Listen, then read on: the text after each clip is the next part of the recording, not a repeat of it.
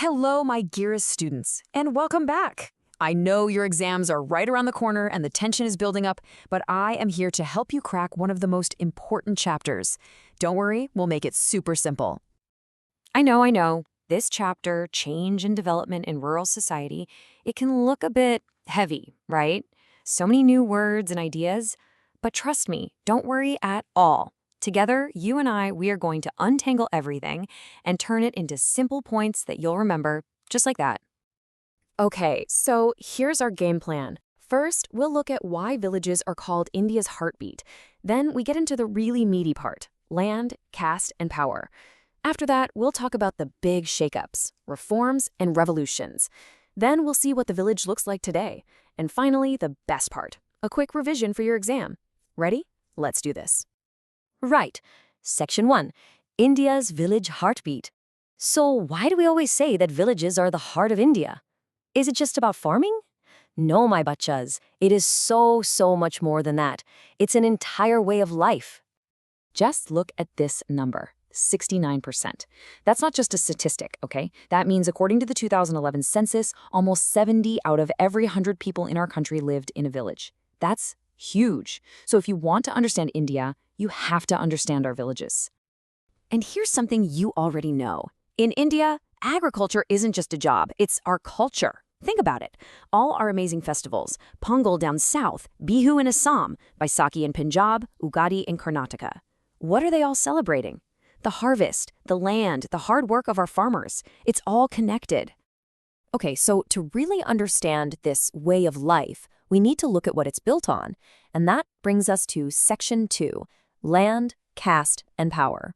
These three things, my dear students, are the building blocks of rural society. This part is super important for your exams, so listen carefully. Now you're going to see this big, fancy term in your textbook, agrarian structure.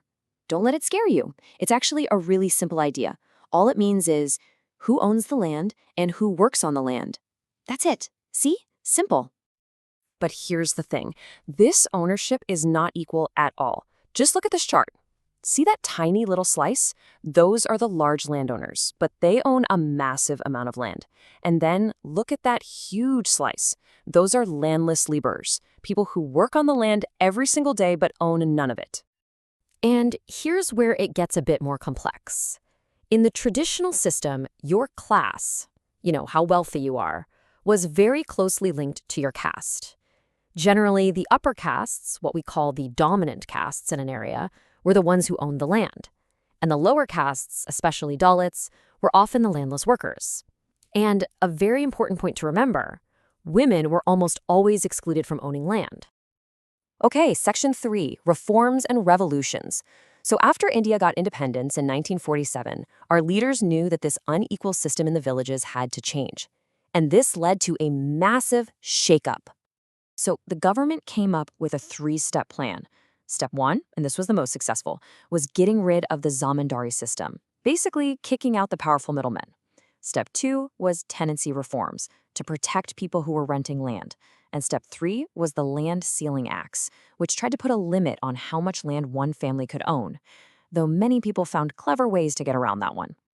And then came the real game changer, the Green Revolution.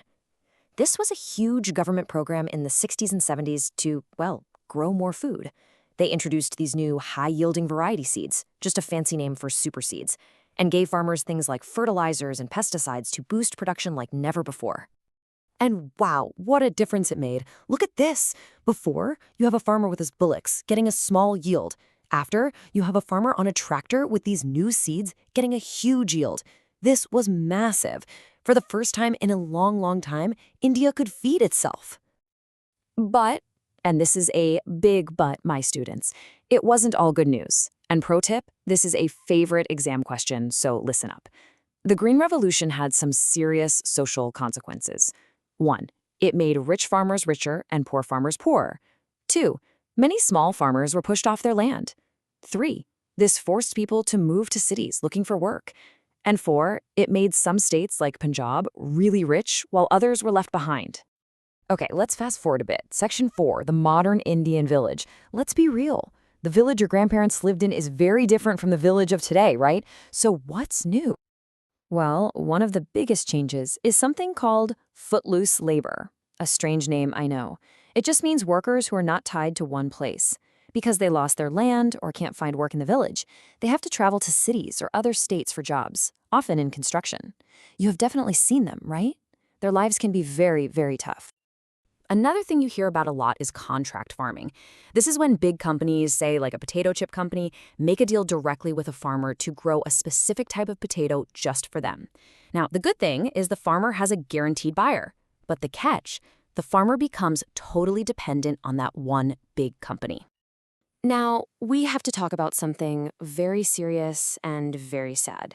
It's called agrarian distress. And just take a moment to look at this statistic.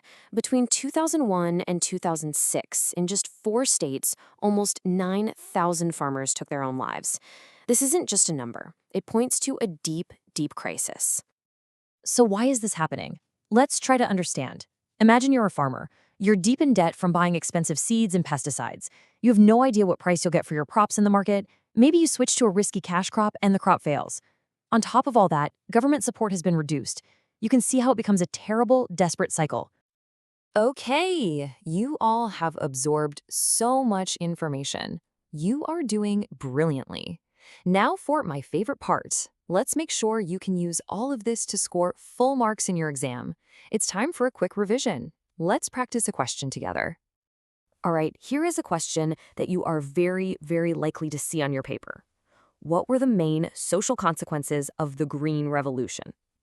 We literally just talked about this, so it should be fresh in your mind. And here is how you build the perfect full marks answer. Just follow these steps. Step 1, talk about increased inequality.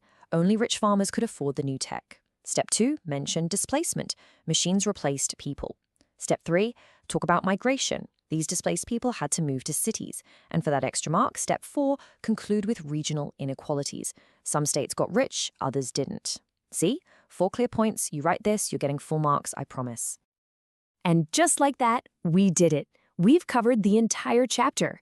See, I told you it would be easy. You all were fantastic. So I want to leave you with one final thought.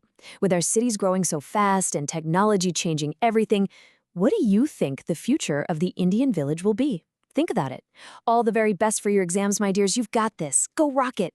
I'll see you in the next explainer.